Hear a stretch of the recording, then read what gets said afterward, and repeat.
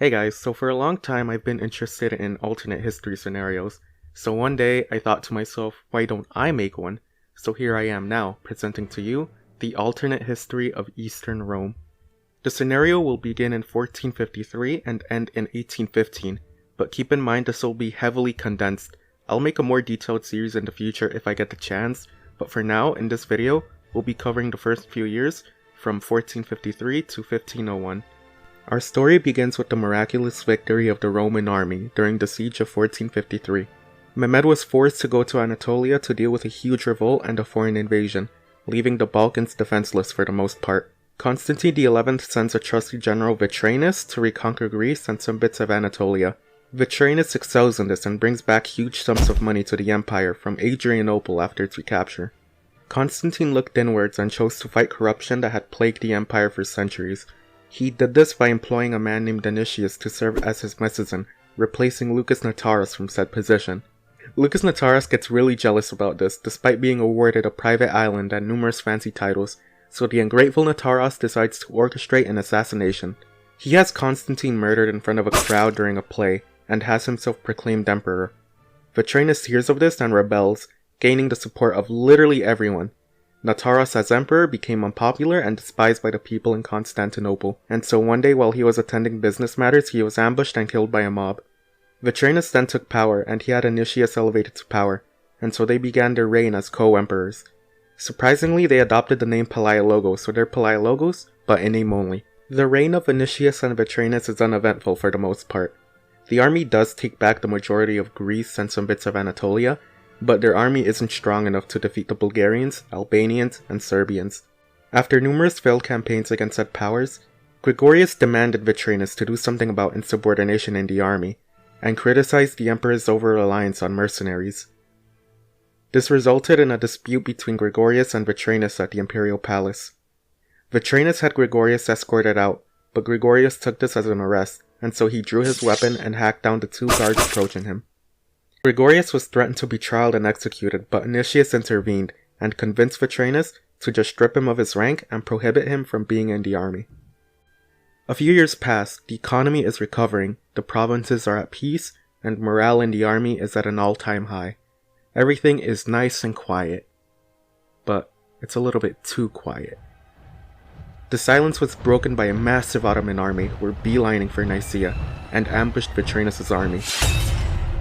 In the early morning of April 5th, 1480, the Battle of Nicaea began. With barely any time to make preparations, the army was forced to get into battle formation outside their camp. Hungry and demoralized at the sight of Mehmed's grand army, many considered fleeing to Constantinople, or at least somewhere in Nicaea, but Vetranus was adamant in this battle being fought. His reasoning was that if no one was to stop Mehmed here, Constantinople would not be safe from yet another siege. Giving a short speech to increase his soldiers' morale, Vetranus ordered his men to give it their all in the fight, and so they sallied forth to meet the Ottoman infantry. They would be in for a rude awakening in the first phase of the battle. Even when the Eastern Roman army got close enough to engage in hand-to-hand combat, the gunmen were able to hold on long enough for the main infantry force to arrive and push the Romans back, ever closer to their camp. Seeing this, Nicias got involved in the battle on the main front, while Vetranus was forced to deal with a large contingent of the Ottoman army, attempting to flank them. Nicias fought bravely, even rallying those who were breaking by engaging in combat with the enemy. Nicias ordered the mercenaries in the rear to reinforce the main army, and as the mercenaries approached the main army, it became apparent where the true loyalties lay. The mostly Latin mercenaries charged the main army's rear, and with the Ottoman assault worsening, the main army was fully encircled. By that afternoon, Nicias and his main army were fully annihilated. Vetranus and his support units fared no better.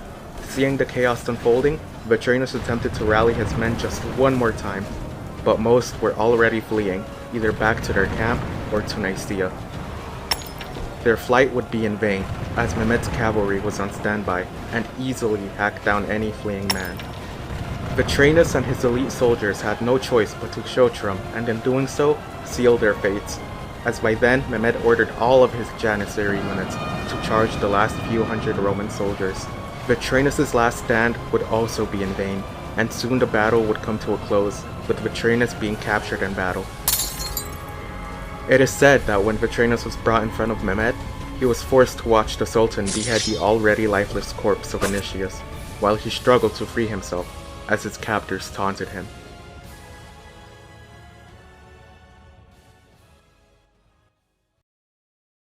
In the Battle of Nicaea, Mehmed II decisively beat the Roman army, and in the process killed one of their emperors, while imprisoning the other. Vetranus would be kept as prisoner by Mehmed, who would make him watch the destruction he was about to bring upon Constantinople. With no standing army in his way, Mehmed marched towards Constantinople and destroyed the Theodosian walls, thus breaching into the city with an overwhelming force. The people in the city did all they could, but they were all mercilessly slaughtered. Mehmed had the city looted and let the Latins take whatever plunder that was left over, further stripping Constantinople of its possessions. Vetranus was forced to watch his capital face such brutality.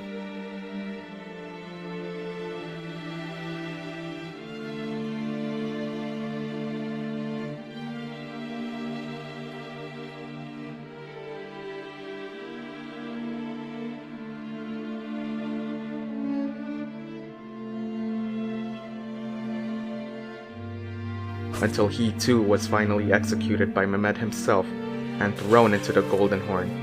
After 4 days of looting, Mehmed had the city torched and left it to burn, and just as fast as he had arrived, so too had he disappeared, back to the distant lands of Persia.